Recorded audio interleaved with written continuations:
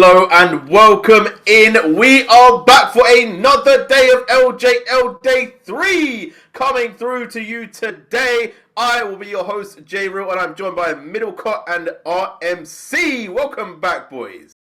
It is absolutely great to be here, J Real. Another day of the LJL summer. I can't quite believe that we're even back again. It's so exciting, and I mean, all the games today are going to be absolutely. Yeah, for sure. And as for me, I mean, it's my first day back, after the spring split, after MSI, and it feels like everything's gone insane. Axis #1, let's go! Yeah, I wouldn't hold your horses on getting two gas of Axis for now. I will say they did show this pattern of behavior last split as well. They were really popping off in the first few weeks, and then things started to go a little bit left, But you did bring it up. We have to talk about the upsets from day 2. Just to give the people that didn't watch it, a little bit of a recap. Okay, so the big upsets of the day: DFM beat V3, which was, to be honest, I was. Oh, not that one. Okay. Oh no. Yeah, no, Okay, that is a massive upset, right? Axis beat Rascal Jester, which is an absolute massive upset. Okay, that is not something that we anticipated at all. Rascal Jester looked really strong in day 1 against the Hawks. Axis, not so much against V3, which obviously we are considering as being quite far the weakest team. But then Axis beat Rascal Jesters. Is that a little bit of a fluke, RMC, or do you feel like actually, you know what, this is the game plan? Okay, my heart is saying, no, that's the Axis game plan all along, but realistically, I think part of that was on Rascal Jesters a little bit. Oddly enough, I think we've had a bit of a slow start for a lot of the teams we expected to do really well in the current meta. And I think Rascal Jesters, I think the big sort of headline for that slow start here, I am expecting them to pick it up. But for Axis, I also think they overperformed a little bit there. And I'm really hoping they keep that level up. If they do, I'm still not expecting a top 3 finish from Axis, but maybe 4th place is possible. Yeah, and I will say there is some things that I think Russ just left open, let's say, and that is primarily the Poppy, right? Obviously, we got to see Yoshi back on the Poppy once again. It definitely is going to change how the game plays, and it was quite a long game. It went to 40 minutes. They had a late game comp, but so did the side of Axis, and I feel like there is always that little bit of worry when you go to those late games. If you haven't built yourself a lead, it really can just 50-50 and either team can win. Yeah, it pretty much perfectly spoken there. If you're going into late game even, then it is all down to execution. And even the best teams, which, don't get me wrong, Rascal Jester definitely are one of the better teams in the LGL, can have these mistakes, can falter a little bit. And, I mean, credit to Axis being able to punish. Credit where credit is due. And Rascal Jesters, we've held them for a long time. Well, since I've been here, from last split through to now, as being a really good late game team fighting team. That's what we expect from them. We say, okay, you know what? They're not the DFM. They're not going to just run through the early game and really smash it up. They're going to play it slow. They'll get to the team fights. So will pop off. They'll win team fight. End game. Done. Finito. If you don't beat them early, you're not going to win. Obviously, that may have changed a little bit, but talking about slow starting teams, today they are against Burning Core. So, expect a bit of a late one in this series. RMC, how are you feeling about Burning Core after their first 2 games, though? Oh, man, I feel like we keep coming back to this meme of Burning Corpse, but that's kind of how they're feeling once again. Talking about slow starts, Burning Core is kind of there right now. They've always been that sort of top side centric team, relying very heavily on Ray Farkey to be the rock, and then Flawless and Dice, that's kind of just where you're gambling a little bit. If they pop off, Burning Core can win. If they don't, then, well, it doesn't look too good. And so far, Flawless and Dice haven't looked like they've really caught up to the meta. I mean, Orianna is a champ that can be in every meta, but current meta, not really something I expect to see. Likewise, with that Lee Sin for Flawless, it kind of feels like they're not up to date just yet. They're still living in, last split or splits before. Yeah, and I think on top of that as well, you need to look at the bot lane. One of the things that we actually said about Fujimoto and Yuhi last split is, whilst they weren't the best bot lane in the LGL by any stretch, they were actually fairly stable in a lot of scenarios. But True. Dent coming in at AD carry, Yuhi role swapping down to support, has not started particularly well. Yuhi's not really been matching up with the team particularly well, and Dent really hasn't set the AD carry scene in the LGL alight since he's come in. So question marks there as well. And when your top side isn't performing, having a bot lane that's going even worse than it was last split really isn't a recipe for success.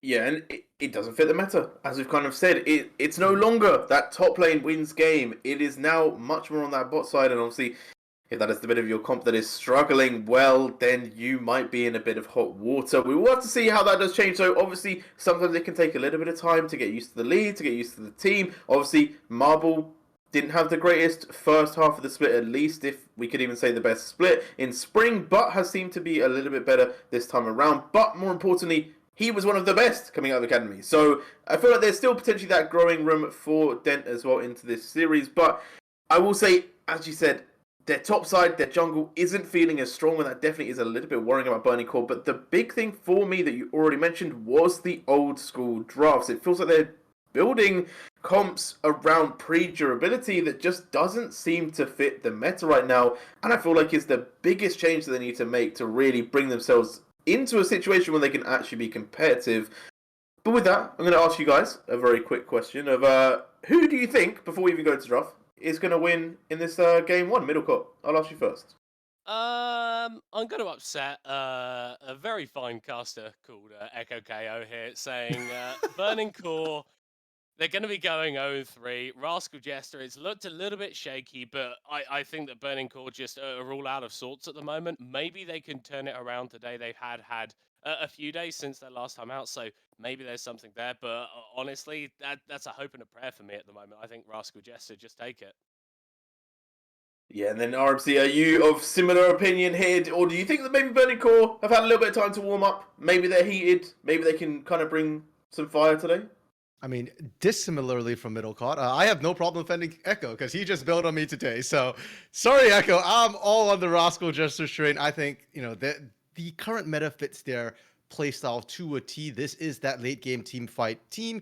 This is the late game team fight meta. So, I'm all in for Rascal Jesters unless they come up against Axis, in which case, sorry, Rascal Jesters. Well, we will have to see how this one does play out. But I will say, I think a lot can be found in pick and ban. And if we do go back to some of the picks that we have seen, you do have to think about this Sejuani. You know, like, we saw it now from Russell Jesters. Obviously, I know you had some thoughts about it. Like, do you want to expand a little bit on how you feel this pick is doing? Because we've seen it twice now. I think at least twice. More than twice at this point for the LJL. And I'm not sure what the fascination is with Sejuani top all of a sudden. I do think it's a perfectly fine pick, but I don't think it's blind pickable. And for some odd reason here, LJL is blinding this pick over and over again. That's why Ino got absolutely punished by Yellow Yoshi's Poppy pick up there. It just answers so much. We've seen Ebby blind pick it into situations I don't like, especially LJL when Gnar is an option as well. It just feels like there's too many counter options available here now. So great pickup, but please don't blind it again. Ray Farkey will absolutely punish Ino if he does. I think maybe there's a little bit of the element of LJL is always searching for the next top lane pick that they can just blind into anything.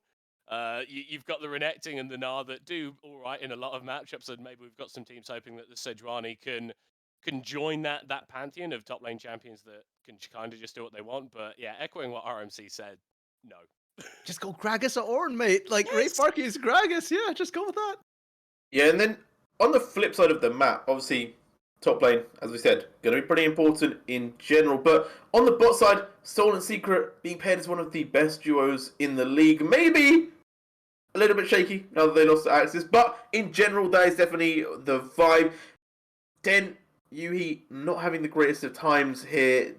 Do you feel like there's any way for Burning Core to kind of play around this bot side, or do they just have to stay very far away and really play something quite safe? Maybe something like an Ezreal with like a Yuumi, just to keep yourself very much level, very much away from anything that is going to happen from the bot lane. That's a rough one. I don't have enough tape on Dent to really form a educated opinion at this point. So, for my personal reasons, I would like to see Dent and Yuhi go toe-to-toe. It's probably not going to end well, but at least it'll give us some tape to get a better feel for, how Dent could maybe hold up against one of the best AD carries in the LJL. Yeah, and I definitely think there is levels to that as well. I think, like, I was speaking to someone, a coach yesterday, and they were saying, like, look, when you go into the league, you can't be scared of anyone. If you go in scared, you are potentially going to lose. So I do think there is definitely some prowess and potential in them just saying, you know what, you might be a good bot lane, but we can prove that we can stand. And if you can't, well, then you can learn from your mistakes. You know, obviously everyone says you learn more from losing than you do from winning, but it never feels too good. On to the jungle, though. Flawless, such a big standout for Burning Court in the spring split. I feel like really put on a lot of performances, was a lot of their carry wins, but this split hasn't really felt like they've hit the mark, you know. And Middle Court, do you feel like that's maybe due to champion pool restrictions that we kind of had rumours about in the spring split? I mean, it's a bit of a weird one because I think that AP junglers like the Karthus and the Diana are definitely still playable a lot in summer. You can obviously go for Moonfall Yasuo combos, and then Karthus is just a strong scaling pick, can exist. But Flawless just hasn't really found his feet so far in the summer. A lot of the champions that he has been going towards, stuff like the Graves of Lee Sin, aren't really in meta at the moment. And I understand and I actually advocate for going towards comfort in scenarios where it's good. But in scenarios where it's bad and you're not executing, especially early on in the game, you can look lost a lot of the time. And I think that's really characterized a lot of Burning Core's performances and issues at the start of this split. Yeah, now I have got the official stream on right now, and they were just highlighting Dice as being the big player for Burning Court. So I want to go on to that mid lane. Obviously, Recap has been a pretty solid player, but instead, we're actually going to go straight to draft. Okay, we're going to be throwing it over. So Middle Court RFC, take us away. Yeah, I mean, maybe we're going to have a chance to talk about mid lane as the bans are coming through. Burning Court here on the blue side, taking away the Renata and the Ezreal, a couple of picks in the bot lane that can provide a lot of safety. The Talia hitting the ban table as well, and that Corki actually taken off the board too. Yeah, and I was going to say the Senna also needs to be taken. It feels like Secret's been such a monster of a support that we're seeing must bans come through. Though the Bard game, a little bit sketchy from the game against Axis here. Rascal Jesters, on the other hand, they're really respecting Yuhi, and it is going to be Yuhi in that AD carry role with Loser coming in for support. So a bit of a throwback, and Middle Court, considering some of the concerns we had about Dent and Yuhi support, Yuhi AD carry, I don't hate it.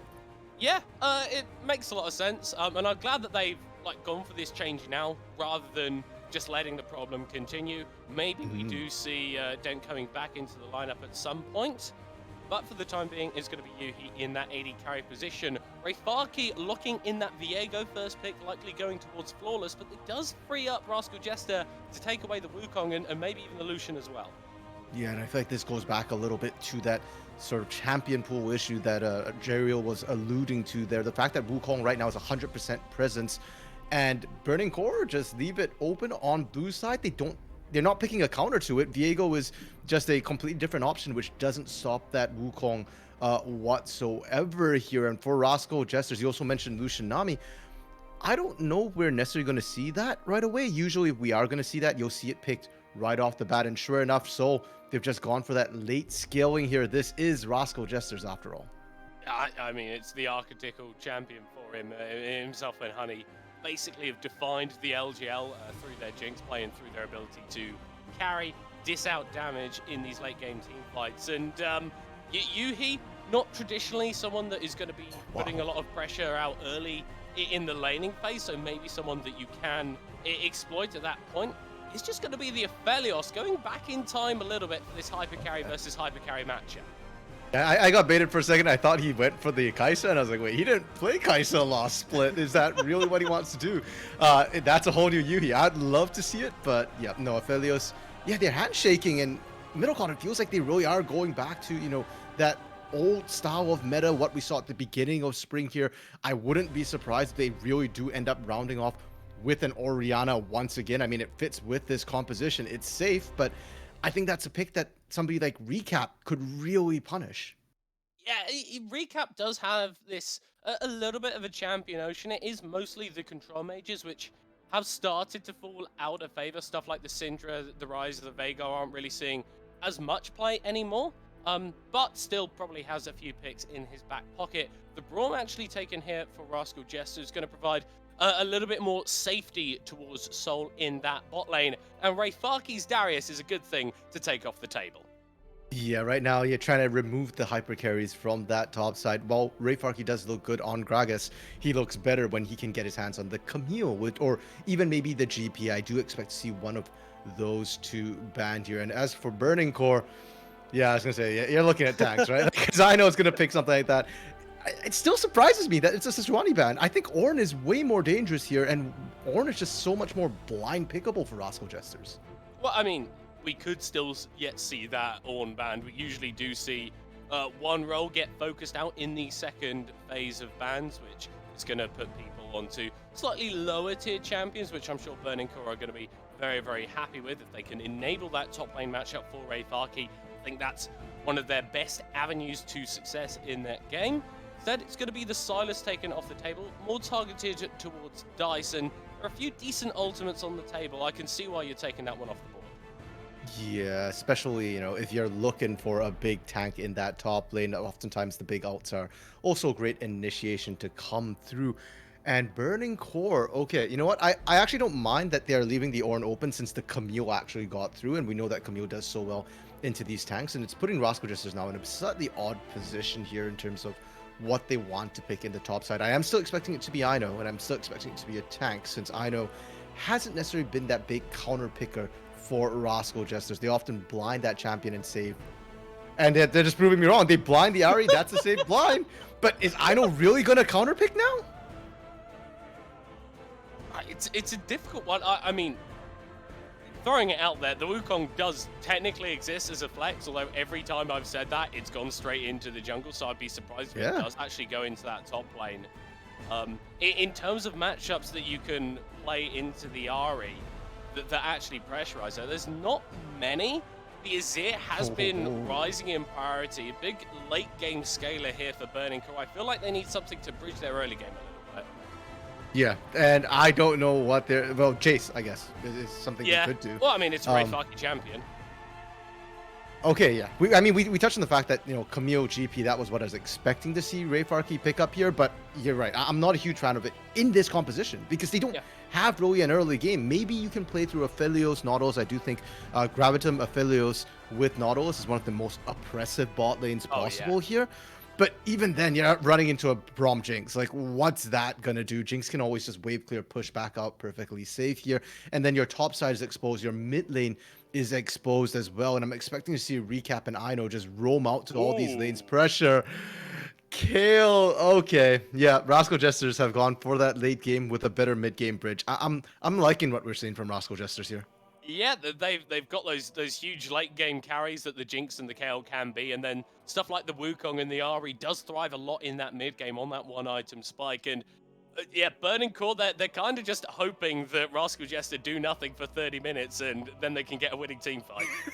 Hey, they're learning from Axis because that's what happened against Axis, right? You out Rascal Jester by just outscaling them. So it feels like Burning Core have taken their lessons. They've learned what beats Rascal Jesters, and they're trying their hand at it. And you know what? That's fine. I don't hate it. It is still up to Rascal Jesters, in my opinion, right now, to take control of this game. You have the tools to do so. You've got the late game scaling as well here. And considering how they lost to Axis, this is a great chance for Rascal Jesters to show that, hey, we've learned our lesson here.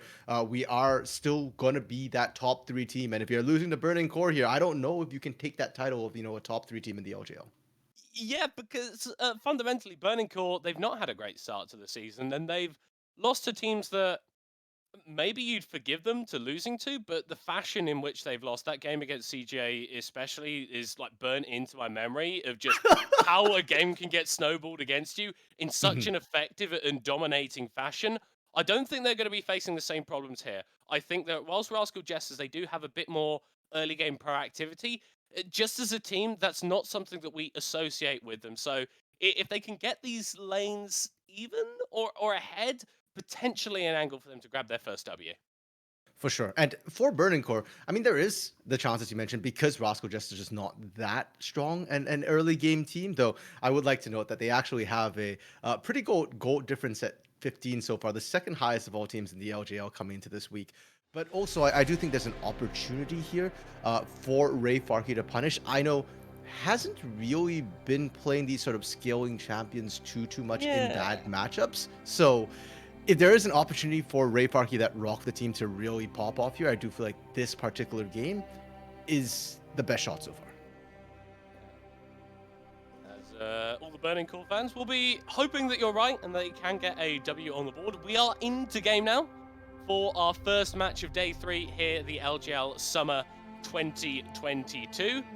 Passive start from both of these teams, maybe alluding to the scaling that does exist on both sides and not wanting to give up that early advantage.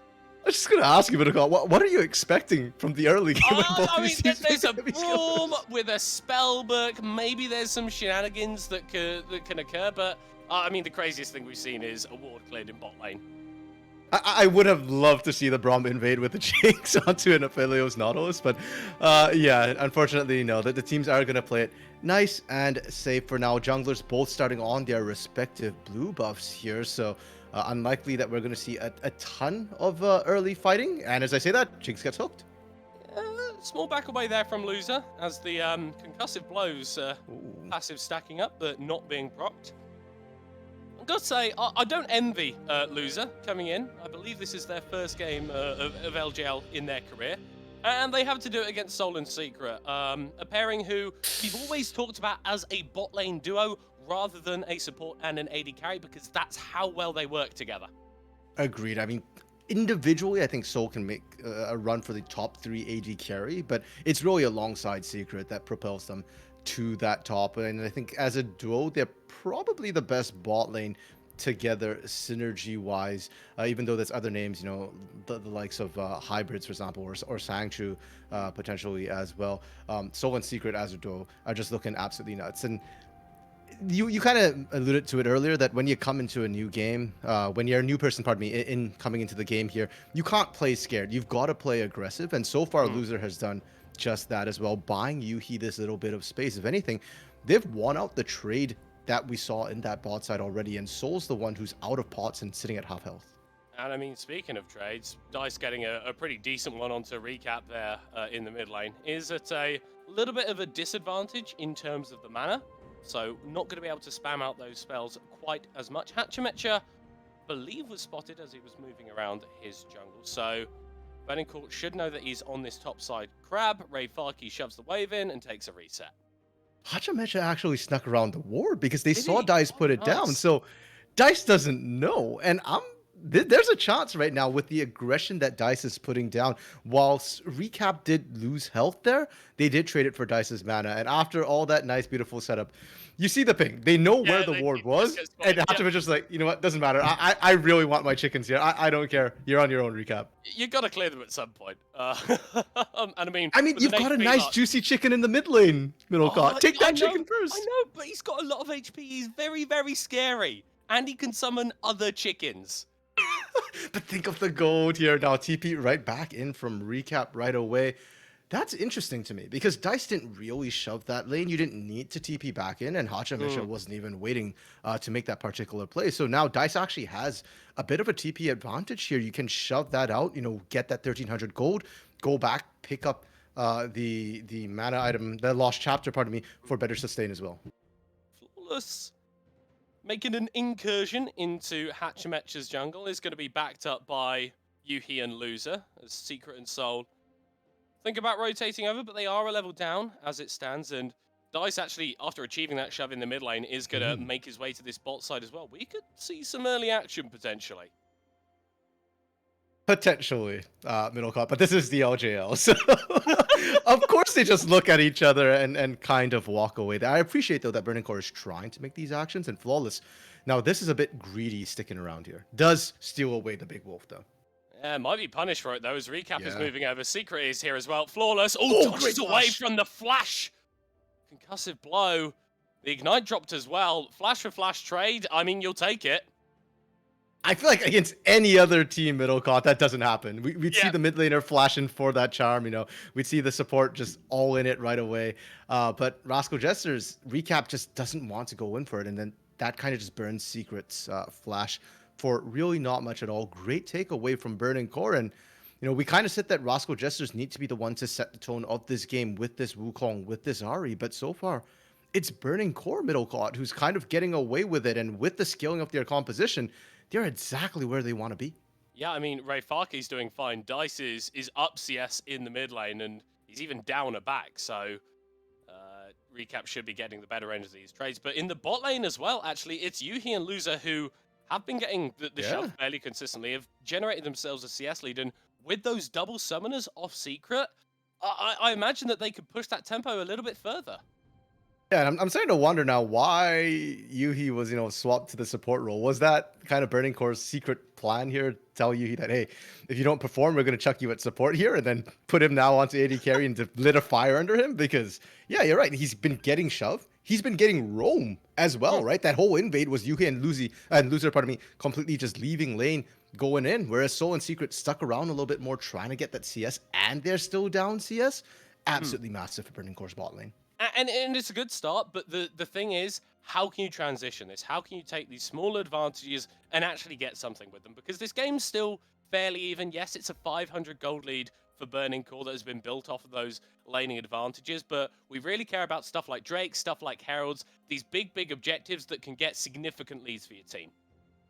Speaking of which, middle card, that dragon's been up for 2 minutes, and neither of these teams have really looked at it. Hachamecha now finally going for it, and this is Rascal Jesters kind of surrendering Herald control a little bit for Dragon control instead here, and it really kind of sets the tone for how these teams want to play. We've said that Rascal Jesters is a late game team for the most part, and they're showing it once again here by opting for the Dragon instead of the Herald. Flawless there. Just warding out the top side of Rascal Jester, using himself to provide some of that vision. As Hachamecha is going to be able to clear this blue buff. And you know what? I like this from Burning Core. You're not falling apart in the early game. Flawless is going to be able to steal away that red buff. Reset has just come through for Soul and Secret, so they may look to make their way towards the top side of the map and actually contest this Herald. Yeah, that would be a really good play from Rascal Jesters here, recognizing that, hey, we took that dragon a little bit early here. We need to go to that top side if we want to contest this, if we don't want to trade here. And because they do see that Yuhi stuck in that bot side for that extra wave, they know that they've got a numbers advantage. Dredge line into the Spectrum Wall. Cyclone has to be popped very, very early, and it's a swift disengage from Burning Core after getting that ultimate out. Yeah, and at this point now, Rascal Jesters, for all we're praising them for getting the numbers advantage, all that's been nullified because KO was only half a champion, so your numbers advantage was 4.5 versus 4. And when you screw up with Hachamecha Cyclone like that, you don't have the big team fight tool. Yuhi gets to rotate back up as well. And mid lane, Dice has done an amazing job making sure that Recap is never healthy enough to really help out their jungler. That's the thing. Every time we seem to pan over to this mid lane, it's Recap who's half HP, half mana is being forced away, and that's not the way that things are meant to go into Azir lanes. Dice is going to be a huge carry later on into the game. Yes, Recap can operate as a facilitator, and you've got a couple of great carries that you can facilitate for, but it doesn't feel like this Ahri is going to be a big damage threat in this game. No, definitely not. This feels like an Everfrost Ahri game, where you just kind of go utility, try and lock down somebody to set the rest of your team up. Secret is still level 5 only here, and playing a little bit with fire. Yeah, that's where you walk up, you start spamming Ahri, like, wait, hold on. I'm a support. I don't get my ultimate until 15 minutes into the game. Yeah, and I love how Yuhi and Loser, they didn't back off either. They're like, really? You're approaching me right now? Come at me, bro. Like, I'm okay with this. And that's the confidence. That's what we were speaking about. You can't come into these matchups against these top-tier players with that fear in you, because it means that you're just going to miss these CS. You're not going to go for that last auto on the trade, which could be the difference between securing that shove, securing that lane advantage. And we know how much Soul and Secret are able to push those advantages when they get them. But as it stands, it's Burning Core who are in the driver's seat. Yeah, and speaking of advantages as well in that bot side, I just do want to revisit that. The fact that Soul has caught up in terms of CS, and with that cull, does actually mean that they're ahead economy-wise here. So great play from Rascal Jester's bot side. And as you mentioned, now Burning Core has the Herald as well, so they've got the initiative here. The question is, what do they want to do with it? They don't have to push the pace if they don't want to, but it feels like a bit of a wasted opportunity considering how well their early game went. And, I mean, injecting some gold into any of these lanes is going to feel great for you because you've got these late game carries that spike so hard on itemization points. That extra, well, up to sort of like 450 gold that you can get from the Herald can be very, very impactful. It's been a bit of a slower game, which I don't think either of us are particularly surprised about. Next Drake spawning in a minute and a half. Do either of the teams want to take a flip on this, as we may be seeing a flip actually Okay. occurring in the top side? Ino still has that Divine Judgment and the Flash available. Flawless Okay. doesn't quite get the predict. Still commits the ultimate, though. This is really, really deep stuff from both teams, committing the teleport from Secret up to that top side, but don't really get anything for it. Yeah, and I think that was Burning Core's attempt at trying to be a little bit more proactive here. And to be fair to Burning Core, they are generally a faster team. They don't really like to sit back too long, for better or for worse, because sometimes it does backfire quite terribly. So it is not surprising to me that they are forcing that particular top side play there. Doesn't pan out, but they didn't burn too much. They did trade flashes, and I would expect to see them go back up there shortly here. Divine Judgment is still up for Ino. Didn't get used here, though, so they will have to expend a little bit more, I think, to look for that first blood. I mean, that's key. That KL ultimate is so powerful, but the cooldown is also massive, especially at these early stages, so you really don't want to be blowing it prematurely. It's basically the equivalent of a summoner spell. What that did mean is that Burning Core were able to pull Secret towards the top side. That meant that Yuhi and Loser could get priority in that bot lane, and with this Herald shove in mid, Hextech Drake spawning in 15 seconds, it's Burning Core who have control of the river. And for Rascal Jesters, they did manage to sneak away. I say sneak away. They just walked up to that first dragon and picked it up here. And the pressure's been seeded. Well, I'm gonna be honest here, Middle. I'm not sure why Burning Core just seeded pressure like that. Ray Farkey's TP was almost up here, would be up first, so they would have had numbers advantage if they want to play it for it. Or maybe they're just baiting. They're playing the long con here, Middle God. Yeah, Flawless waiting in that hallowed mist. Loser just going to be fishing for a hook. Smite goes down onto the Drake. Is going to be taken out. Recap. Not quite able to find Dice, but is going to use another charge of the Spirit Rush. The hook somehow connecting onto Secret as the fight is going to start in earnest. And the Braum just goes down for first blood. So maybe in threat range now as Dice is slowing them down. Okay. Be hit with a Winter's Bite. Hook landing only onto the clone though. Burning Core can't get any more. Great use of the clone by Hachamecha. They're holding it specifically to stop the dredge line. And for Burning Core, I feel like they got a little bit greedy. You could have just walked in there and taken the dragon if you wanted. You were stronger. You had priority there. You end up ceding that priority, and it feels like what they wanted to do was try and corral, punish Rascal Jesters, find multiple kills on the back end instead. And if you got 2-3 kills, it's worth it. But when you only really find Secret here, then it's not really worth. And for Secret, great Glacial Fissure to disengage and let everybody get out. I got a little bit worried for Soul here. Yeah. But again, once again, Hachamecha's great clone means that Rascal Jesters, they're going to be okay with this. The dragon stacking is worth that one kill. I think that's the key thing. If you don't get the Drake in that scenario, you're feeling a lot worse. And even though you are down, actually a pretty sizable 2k at this point with that Herald challenge in the mid, getting some plates over, and then that subsequent first blood onto Secret, you're not feeling as bad as you necessarily would be. Although you do need to start looking at this game with a little bit of worry, because if Burning Core are able to take away that third Drake spawning in 4.5 minutes, the sole win condition kind of dies. Yeah, and I feel like that, whether or not you're worried about that middle caught tells us a lot about whether you're a Rascal Jesters fan or a Burning Core fan. Like, if you're a Rascal Jesters, like, true fan, you're probably like, that's fine. They can take all the dragons they want. We just need to hit 40 minutes and we'll win this. If you're a Burning Core fan, you're like, no, yes, we denied the soul here. We can keep stacking. Though I would feel like, and we'd have to check with Echo on this since he's our resident Burning Core fan, how comfortable he feels about Burning Core going late. Because like I said before, they're not really a late game team. And I feel like if it comes down to it, in terms of unforced errors, my money's on Burning Core making the unforced error first. Yeah, that kind of has been the play pattern a couple of times for them. Well, play pattern, things that have happened in games that have gone badly for them. I will just say, though, with all of that context, when you've got stuff like a GP or an Azir on your team, you only need, like, one overstep for someone to lose about 70% of their HP in late game. And at that point, that's as good as a kill because you're forcing them out of the fight and you can pretty much take whatever you want. Very, very true. And as much as Kale seems to be a lot of people's preference into the GP, and it does incredibly well in the 1v1, I do actually favor the GP a little bit just for the pre-threat to a lot of those fights. The barrel range is much further than Kale, and you can hit multiple targets with it. And like you said, chuck people out. The fight's done before it even starts here. So if we do get to that super late game, it still does come down to Rascal Jesters, and specifically Ino, piloting those fights right, especially the prep to those fights, making sure that they're not taking too much poke before the main event. Yeah, and it is going to be on Ino, and it's on a champion that we haven't really seen from them before, and on a style that we wouldn't necessarily expect from them. I think we've got a few top laners in the LJL, like your Naps, and I think Paz kind of fits in there as well, where their champion pool is broad-ish, but it's slightly focused in a specific direction. I know a bit more of a bruiser player does throw out the carries every so often, but this is the first time that we are seeing them on the Kale. And RMC, it's level 11 right now, so we don't need to be too scared yet, but once that hits level 16, that can be a real threat that Burning Core need to fear.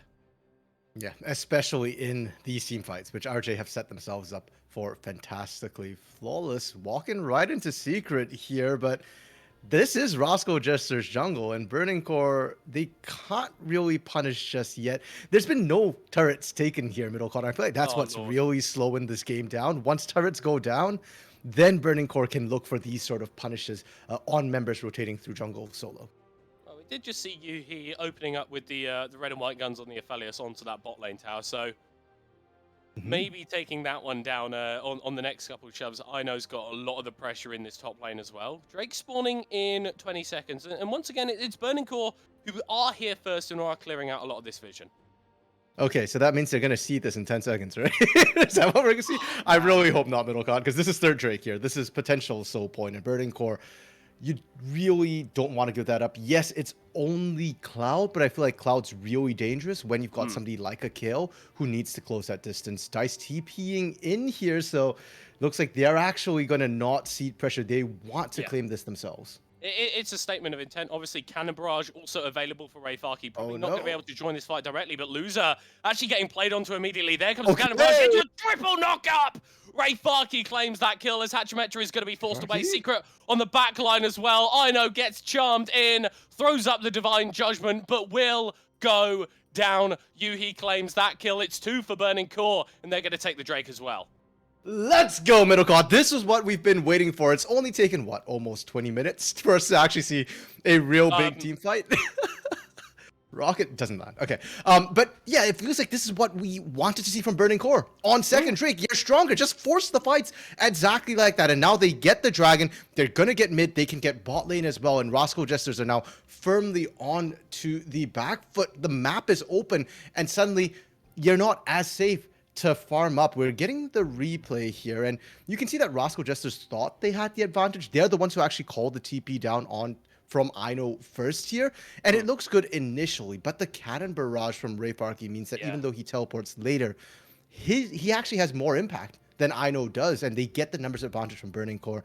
They absolutely punish on it. They get the kills here, and this is what they just need to do for every single objective. And Rascal Jesters, you just need to pull that trigger a little bit faster. Find that initial kill a little bit quicker. Yeah, and I feel like Rascal Jester kind of got baited there a little bit. Like, champions like Azir, champions like Aphelios really like it when you try and walk into them, try and stand in their face, because that means that they can hit you with damage constantly. Loser able to turn it around and get that really big knock-up to start off that fight. And Rascal Jester, you've got the scaling composition, but you are going down in these fights, and you're starting to lose a little bit of proactivity. I mean, the fact that we haven't seen a kill come out for you guys at this point in the game isn't the worst thing in the world, but we need to start seeing something. Otherwise, Burning Core, with the confidence that they're playing with, they look like they could run away with this game. Yeah, and I fear Middlecott that at this point, after that last fight especially, there's a decent chance that we just see Rascal Jesters kind of fall back to a holding pattern until Ino hits that level 16 here now. Only 3 levels away. it's not the worst choice considering how the early game has gone for them, and it now becomes contingent on Burning Core to make sure that they can maximize this time period. If they don't want to force anything here, then they need to make sure that they're funneling farm to the right people, mainly being Ray Farkey and Dice here. Yuhi has done a great job, don't get me wrong, but I think the utility that Aphelios provides means that you can afford to funnel that gold a little bit more towards the GP, towards the Azir, who are primarily there just for damage. Yeah, if you use Alt Gravitum in a team fight late game, that's pretty much all you need to do, honestly, with the amount of damage that you've got that can follow up on it. I will say that once Rascal Jester start to get towards some of these item spikes, I think once Soul hits 2 items, he is going to be outranging Yuhi in a lot of scenarios, and maybe that's an angle that Rascal Jesters can look to play through, but look at Dice just on this top side, an item up on Recap, and whilst he doesn't go for that shove into the tower, you can see how much pressure this Azir is already able to put out. Oh. I know. So, oh no. Oh, I know. Yeah, oh no. Divine Judgment. Yeah, it's going to use it. Oh, that's big. That's big. That's a 2.5 minute cooldown at this stage. It's not great for Kale. I actually expected Ray Farkey to just keep going there. Cannon Barrage was up. You can just lay that down for the slow. But yeah, that's interesting. And now Burning Core have the opportunity to actually go for Baron here, leave Ray Farkey on that bot side. Again, you can use the Cannon Barrage into teleport here. So I think maybe that's the call why they didn't bother running Ino all the way down here. And Ino's TP isn't back up yet. So if Ino goes to respond to this bot wave the moment he shows, Burning Core have no fear on this Baron take. Oh, absolutely none at all. Ray Farkey can teleport into this one if he wants to. Flawless joining Burning Core in peeling off this Baron. Oh. And I feel like that's not the first time that's going to happen this game. True. The Baron has been a bit of a sticking point for some teams here in the LJL so far. But you know what, Burning Core, that's fine. I appreciate, you know, they're being patient. They're being careful. They don't want to give up too much here. And honestly, they can just go back to sieging right now. Dice is a massive threat. Look at the poke he's putting down, you know, onto Secret, onto Soul. And the biggest worry for Rascal Jester isn't the damage that he's putting down. It's more just that they don't have a good way to punish the Azir whatsoever. And let's not forget the passive as well. It makes it so difficult for Hachimicha to find a flank onto these lanes where you're sieging up the inner turrets. Saying that though, Rascal Jester, oh, so you can't stand there, mate. That's I mean, that's just a taste of the things to come, right? That's why Azir is absolutely terrifying, as able to stand pretty much 1v4 in the mid lane, applying pressure against Rascal Jesters, and they can't get on top of him. Yeah, just outranges. You know, you've got the slide away as well, so Hachimicha and Secret's engage just isn't quite as effective. And now, Rascal Jesters, they've got the inside track. They see Flawless here. Can they find the initiate? No, they can't. And they're losing control of mid lane as well. Yeah, Burning Core are going to be happy to push this one down. Cloud Drake spawning in 3 seconds, but it appears that Rascal Jester do not care about that. Baron is going to be the call. Blue trinkets have been thrown out. Burning Core know that this is going on, but the HP is not information they are privy to. Cannon Barrage going to be thrown out. Ray Farkey, a little bit lonely on the side here as Burning Core are split. Loser over the wall, go for the engage, but there's no one to follow up. The Nautilus ignited, ticking down as Soul claims the kill. Burning Core not quite on the same page for that engage, but Hachimecha's health bar is low. Flawless chasing him down. Blinking health bars actually for multiple members on Rascal Jesters, and though the Nautilus does go down, it's Burning Core that are able to get the objectives off of this.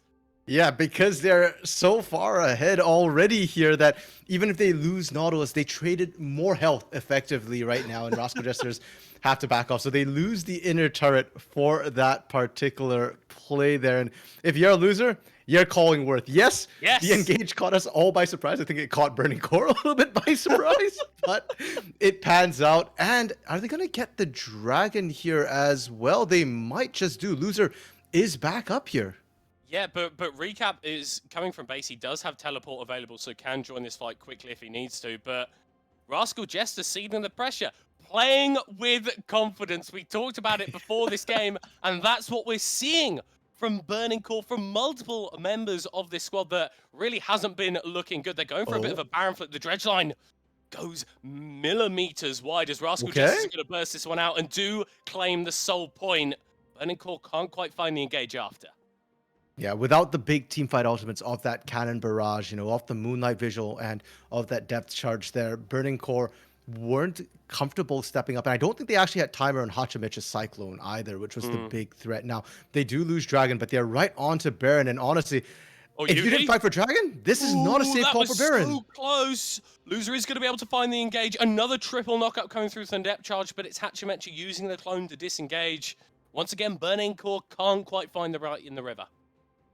Yeah, and like I was saying, you didn't fight for Dragon. Why are you fighting for Baron? Your ults still aren't up right now, and Yuhi had to burn Flash to get away. That will not be up and available the next round. Recap managed to hold Flash. Spirit Rush has a much lower cooldown as well. So, middle court, there is an opportunity for Rascal Jesters here in that next little while if they can set up a Death Bush potentially to try and punish Burning Core. If not, well, then you can always just sit back. I know it's level 14, 2 more levels so that Doomsday clock ticks down. And I love what you're talking about, the Death Brush there. One of the reasons that Jinx was such a strong AD carry last split was because of that Get Excited passive. You get one kill in a fight, you gain a load of movement speed and attack speed. And honestly, no other champion in the game can out DPS you at this point. Probably not even an Azir. So if Rascal Jesters can get that first kill, then the fight looks actually pretty good for them. Yeah, that's a pretty big if, though. We did see them get the first kill into loser last round, and it still didn't quite pan out in their favor. So I'd argue that, yes, they have to get the first kill, but they also need to make sure they're not losing too much trying to pick that up here. And it's certainly doable. As the game goes on, this 3,500 gold lead is mattering less and less. And we're starting to see Rascal Jesters. We're past the 25-minute mark. This is their comfort zone here. Oh, Secret. Yeah, not looking particularly comfortable there. Hooked. Oh, dear. Oh dear. RMC, is that his comfort zone in the grave? I mean, it looked really comfortable for him, at least initially there. I think he was a little bit too comfortable stepping up there, and this might cost them Baron here because that was their tank, their big tanky member who can walk in there and actually face check this Baron. Yeah, look at the DPS that Burning Core are putting down onto the big purple worm. Rascal Jester really aren't in a space to contest. They are going to be able to claim that Divine Judgment going down onto the Wukong. That's not really the target you want to be using that on, but you do get the first kill of the fight, and you might get the second as well. Recap, solo as Dicey dives into the back line and delivers a couple of kills to his team. There's no hope for Rascal Jester, as it's a double kill for Yuhi, and Hachimicha has to slither away with no HP at all. Yeah, won't be able to slither away, and that is going to be, I believe, the ace coming through from this. Did Secret actually get out? You know what? It doesn't matter. Secret can't hold this against a Baroned up team. Burning Core didn't drop a single carry as well here, and middle court, we're saying on the desk a little bit, Rascal Jesters have looked a little bit too passive. They haven't really managed to do anything, and once again, it feels like it's biting them here as Burning Core are looking great and poised to take this win. And you know what? It's reminding me of the DFM Sengoku game that we saw on day one, right? DFM went for this big scaling comp. I think Rascal Jester have got a little bit more proactivity, but they're not really able to start the fights on their terms.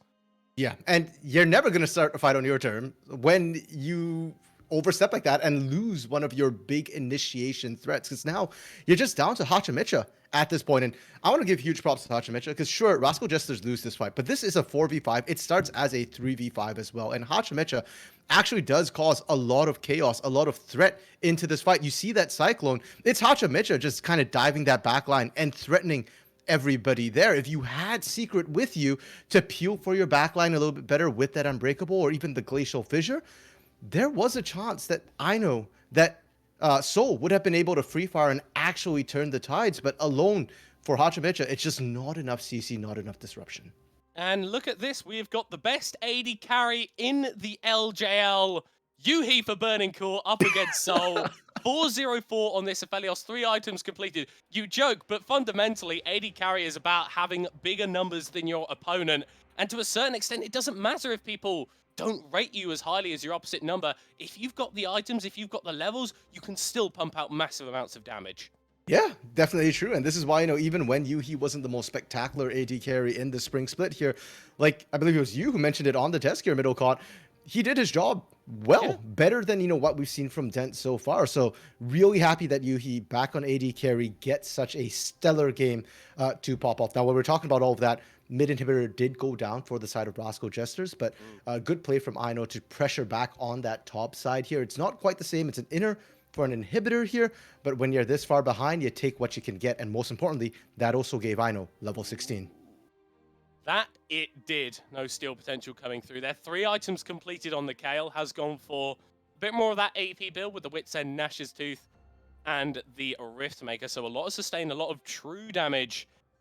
And maybe this Kale is strong enough to go toe-to-toe with Burning Core. 7,000 gold in the advantage for our blue side. Our winless team at the start of this split, but they are looking to change things as they are back out on the map and looking towards this top side.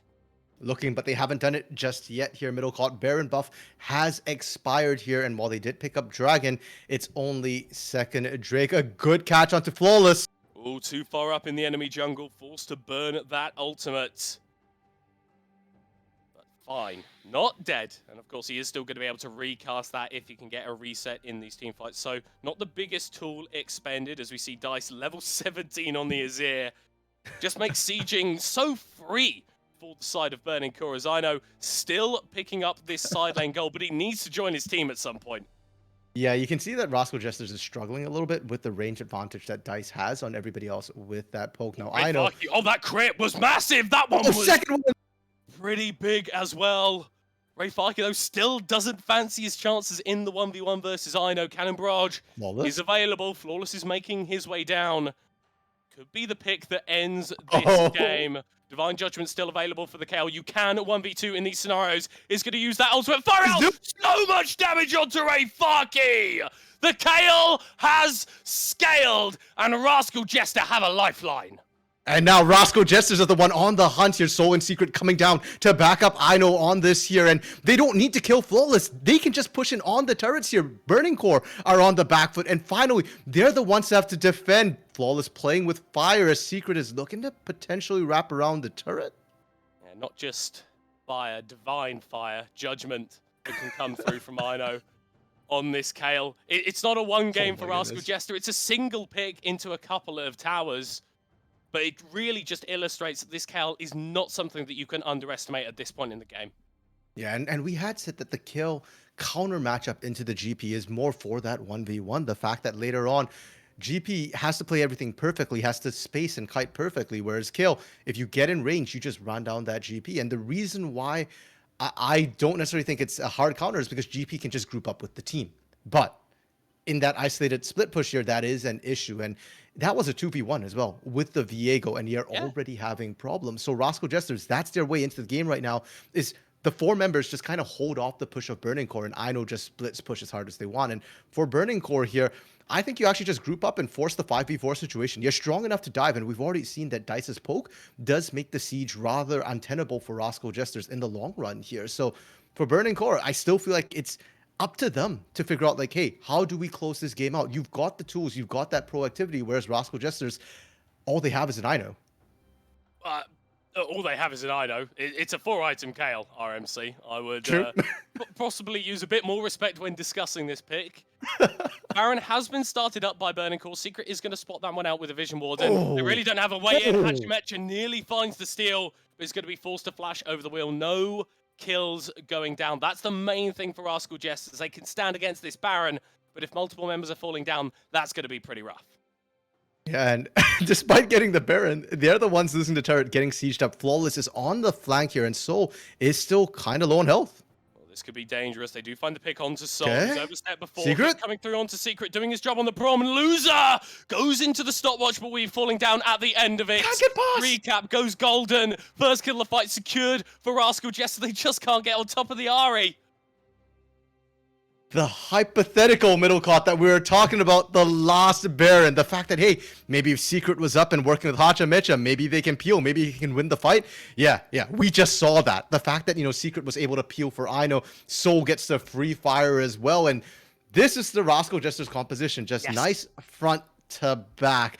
Does that mean that they're in control, not quite yet, middle court. They do win that particular skirmish, but Burning Core still have Baron, and if they just set up properly, go for that siege. We talk a lot about Dice's ability to outrange, but Ray Farkey's barrels as well. One barrel is, at this point in the game, probably 40% of Soul's health if it doesn't crit. If it does crit, Soul is out of the fight right away here. So for Burning Core, they're setting up for round 2 at the Dragon here. Not the best use of Baron, but still, they don't want to give this one over. Yeah, denying that Soul away from Rascal Jester. Maybe not the most important goal at this point in the game. And, well, you see Rascal Jester really don't care about more Drakes going over. Soul's getting really close to those. We have been baited by a fair number of those this game. Rascal Jester going to take advantage of the time that Burning Core invested into that Drake and are actually able to take this mid lane inhib tower. Needs to be careful on the retreat as Flawless on the side thinking about that. Spectrum Wall can go out, does land onto Recap. Forced to burn the Spirit Rush. Ray Farkey doesn't quite get the barrel chain off, and Rascal Jester, they've done this numerous times this game. They sneak in, grab a couple of objectives, and just get out by the skin of their teeth. Yeah, and with that, they've actually completely equalized the turret count, as well as the turret pressure. Now, both of them have exposed inhibitors, and middle cut, I feel like just one big team fight is left in the cards here. Winner takes all. Baron buff still ticking for another 40 seconds here. Burning Core trying to maximize that particular buff. It feels like they've wasted a lot of it here, and even now, Flawless and Hachimecha? Yeah, Viego winning the 1v1. Hachimecha just waiting on the side there, thinking about getting a Cyclone into the backline. A multi-man knockup at this stage of the game. It just wins you it, to be perfectly honest. And the past 35 minutes of this game don't matter. It's all about the execution! Recap solo as Hachimetra is diving in. The Cannon Barrage takes out the mid laner, and that might be curtains for Rascal Jester as the monkey goes into the grave. A double kill for Ray Farkey. This may just be it. Yeah, the death timers are so long at this point. We're at 36 minutes here, middle con, but there's no minions. The rocket doesn't kill Dice, but it does slow them down, and Burning Core can't close. They're waiting for minions to come in. Wait, they're waiting for minions to come in. Yuhi is going to be able to hit onto this inhibitor. Rylai's actually from the KL slowing him down as Flawless low in the bot side. TP is going to come through from Dicey as he does a lot of damage. He's immediately going to be forced to Zhonya's. Burning Core, they got 2 picks, but the death timers are counting down, and they haven't got anything winning with it. Yeah, 15 seconds, 10 seconds now for Recap. Secret gets tagged up, but the turret's enough to hold for now. They're going to lose 2 inhibitors, but Burning Core, they've got it back. That's it. Somehow Rascal Jesters hold on, and as far as I'm concerned, considering what we've seen middle court, if that Nexus is up, I'm not counting Rascal Jesters out. Now, we do get to see the whole catch here, and it just comes from pretty much a barrel from Ray Farkey, and the crit right there. Recap's already so low, and you're dead to rights. If Hachimecha should have just left it. Recap is dead here, but Hachimecha dying actually hurts them way more, because now the Cyclone's expended as well, and that's what allows Burning Core that freedom to just walk in, even without really the minions, to force that mid lane inhibitor, and then just rotate to that bot side. But the thing is, those are super minions against a Jinx and a Kayle, who are possibly 2 of the best champions at clearing those in the later stages. So yeah, they're going to be applying pressure. Yeah, you do have to answer them, but it's not as big as an advantage as maybe it could have been. We're about to go to 40 minutes in this game. That is a Mikhail's on Flawless. Mikhail's Viego RMC. Let's talk about that. Well, I mean, what for Flawless at this point here, you're kind of just an execution bot, right? If anything, we've seen Flawless with the Spectral Maul be the engage at times for Burning Core to find catches, and you don't really need to build any more damage. You've got Ray Farkey, you've got Dice, you've got Yuhi, so I don't hate the fact that you're acting almost as a secondary support at this point in time to just back up the team. I actually think it's really efficient, and when you consider the cost of Mikhail's and the fact that people are starting to hit 6 items here, that's fine if you're Flawless. I actually really like it. I think it's a smart, intelligent buy. Whether it pays off or not, I don't know, because there's a lot of knockups, and Mikhail doesn't cleanse knockups here. It's mostly, I think, for Recap's charm, and that's about it. Yeah. Well, I mean, that is one of the main pick tools that Rascal Jester do have. We said that they've had issues with starting a lot of these fights. Oh my word, Dice, that is illegal amounts of damage to be putting out. Guys, late game 5 items Azir is quite scary. Zier's full build. Dice, I mean, you add the boots, it's basically full build at this point. Okay. I like this from Burning Core. They don't have to rush this. There are supers pushing on the bot side here, so taking it slow is in their favor, and Rascal Jesters are the one who have to accelerate this. So coming into this fight, 70% health. Oh, Hatchemetry is going to be hooked. Divine Judgment used as the Cyclone is going to come out as well, but look at the rest of his team zoned by the Cannon Barrage. The Clone is enough to buy some time. It's a trade of ultimates, nothing more than that, but Burning Core are going to reaggress onto that Baron recap. Gotta go. Does find the charm, does find loser. And that might be the signal, the go button for Rascal Jester, but they can't quite get the engage. Burning Core could just keep them at arm's length. And bot side, there's double super minions pushing in right now. I know needs to go back to answers, or recaps actually the one they're sending back up. They both have TP. That is perfectly fine. And why is Soul in the mid lane here? Soul, you need to be here with the rest of the team. Baron down to 3,500. Burning Core are going to go for the burst on 1K? it. No contest. That's going to be secured by you here. Soul, nearly 400 HP. Hatchemetry forced to flash away. These fights have been so cagey. Rascal Jester do not want anyone to go down at this stage of the game because that would be GG. Yeah, they're going for the dragon here. And you know what? You can burn as quick as possible, but you need to exit right away here. Look at it. Dragon is already down. And that still isn't Soul? It's going to update. It's going to update in the... There we go. There we go. I was like, wait, no, it's not going in. Oh, the Emperor's Divine! Oh, that's massive! Oh, that's a huge play coming through from Dice. Nowhere to go for Secret. Nowhere to go. He gets the Divine Judgment. The reset comes through, raining out rockets, raining down damage onto Burning Core. He goes forward. He goes down. Somehow Rascal Jester find the fight. And they can't end either. Middle caught. Look at the base. The turret's taking a pounding right now. They actually lose a Nexus turret despite winning the fight. And Rascal Jesters, they've skilled up. They're winning team fights and choke points, but they can't do anything because of all the losses earlier. Middlecott, we are staring down the barrel of potentially a 50-minute banger. I mean, it's been a 40-minute banger so far. This last fight, Dice going for an engage from such ridiculous distance away. And I thought that Burning Core had this, but the Divine Judgment onto Soul was massive. Yeah, and the Guardian Angel as well for Soul to buy so much time. There's just so many tools to keep the carries alive. And even worse, unfortunately, for Burning Core is now you're funneled into a corridor against a Jinx and a kill. And they're just getting so much splash damage in these fights here as well. And look at the positioning of Loser there. Loser wasn't even really in the fight. So you've got all these squishy carries running forward here, funneled into a very tight corridor. Oh, I know. Yeah, okay. This kill is well and truly online. At this point, Burning Core just needs to avoid team fights. Get the poke down with Rayfarky, get the poke down with Dice. And if they're not below 50% health for that kill, for that Jinx, don't even look. Don't even think about trying to fight them 5v5. Rascal Jester are the late game team in the LJL. As that clock ticks up, their chances of winning only increase. That seems to be independent of composition, of game state. As long as the numbers keep going up, the chance of the enemy Nexus falling for Rascal Jester gets ever higher. Now, we're in the real nitty-gritty of this game. We're at 4th Baron spawning or something. Elder finally gonna be gracing the Rift in a few minutes' time. Surely, over one of those objectives, we will find the game-ending fight.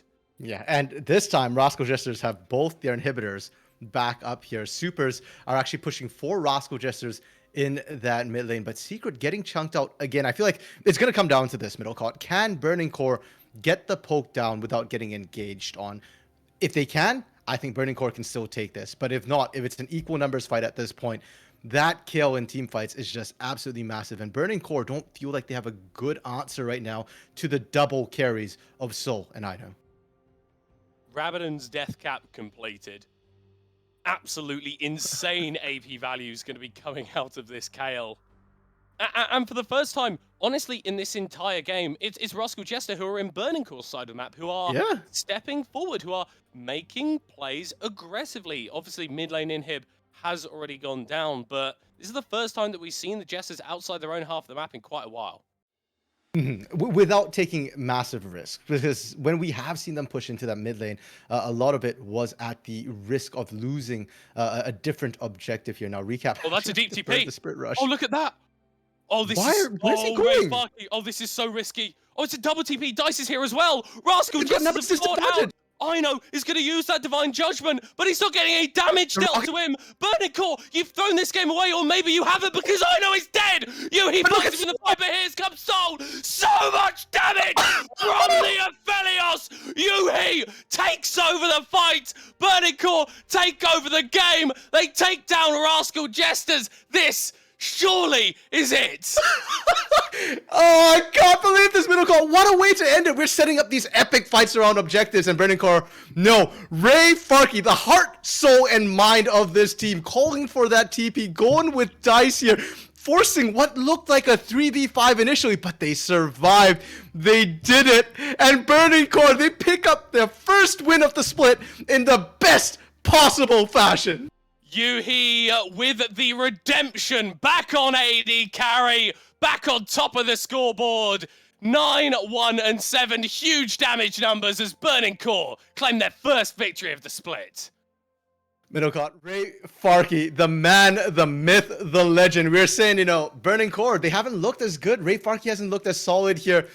I'm sorry for ever doubting him, because that call right there, he's dragging Burning Core, kicking and screaming across the finish line. He does it every single split, and he does it again. And for Rascal Jester's Middlecott, I'm getting a little bit worried about them here. This is their game to lose, and yet another 40-plus minute game where they lose to another team. It happened with Axis. It happened again here with Burning Core. Well, we've got egg on our face, don't we, RMC? So confident in the pregame about Rascal Jesters claiming victory, and as it went later, we were building them up. We thought that it was the time for Soul to shine, for Recap to find those picks, and for Ino to put up massive numbers. But at the end of the day, Ray Farkey and the boys get the dub. But we are going to be jumping to a short break now. Join us in a few minutes to break down the absolute madness that was that Burning Core victory.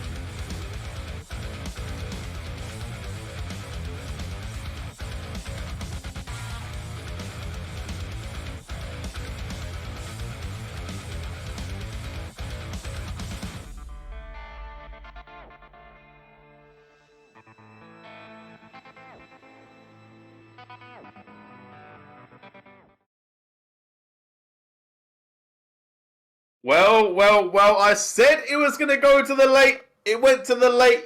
Call me Mystic Meg over here. But we have to talk about this game. And, well, Rascal Jesters, a lot of questions need to be answered. Burning Core, you know what? I was casting with someone yesterday. And they were casting a team with me, Verdant, in the UK. They have a 100% cast rate with Verdant winning. Okay, so Verdant have won every time that they've been on the cast. Nice.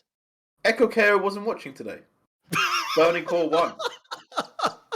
Coincidence? Oh, you can't do him like that, man. I think not. But we will have to see if that one does continue. Burning Core obviously not getting the cleanest win, but let's go to the draft. Let's get where it all began. And I will say Burning Core, they decided to not be antiquated. They decided to go for a new style comp. They've moved into the times. They picked things like the Azir, the GP, the Viego. For me, much better as a comp all around and gave them a lot more opportunities. Do you feel the same, RMC?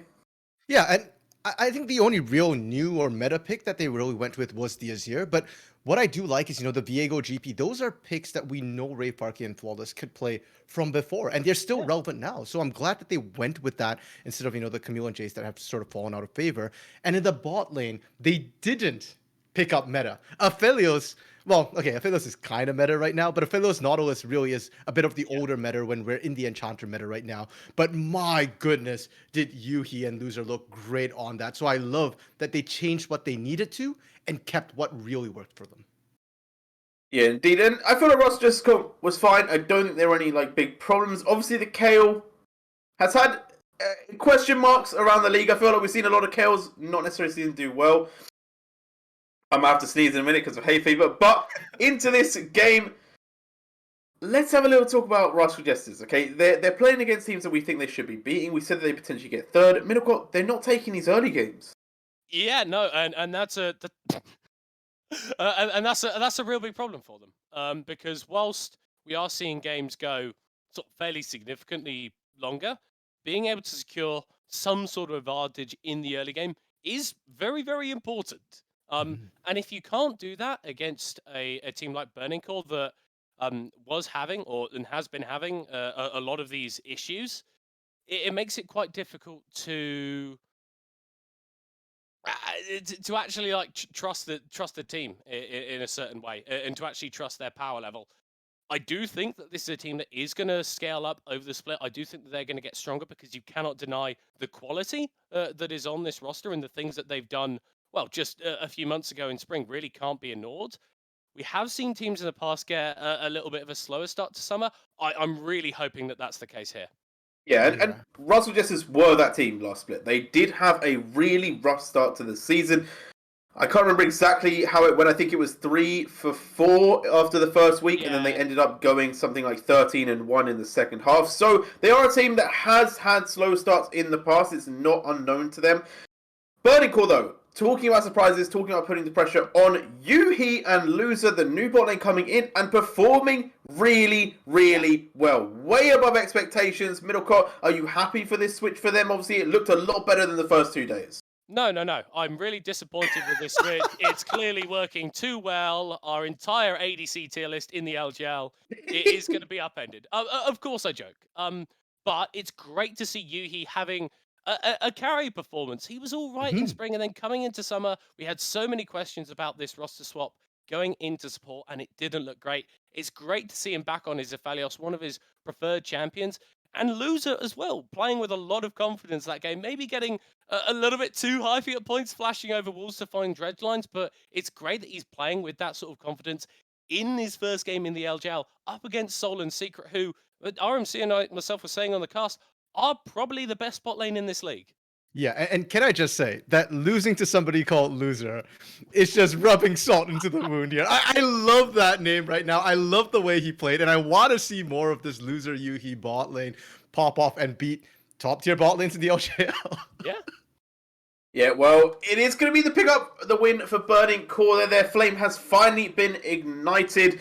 Rascal Jesters still clowning around a bit. Maybe that will change soon. But it was definitely Burning Core that dealt the emotional damage to Rascal Jesters fans today. But we were going to go for a short break. We'll be back with Game 2. Do not go anywhere. We have bangers all day long.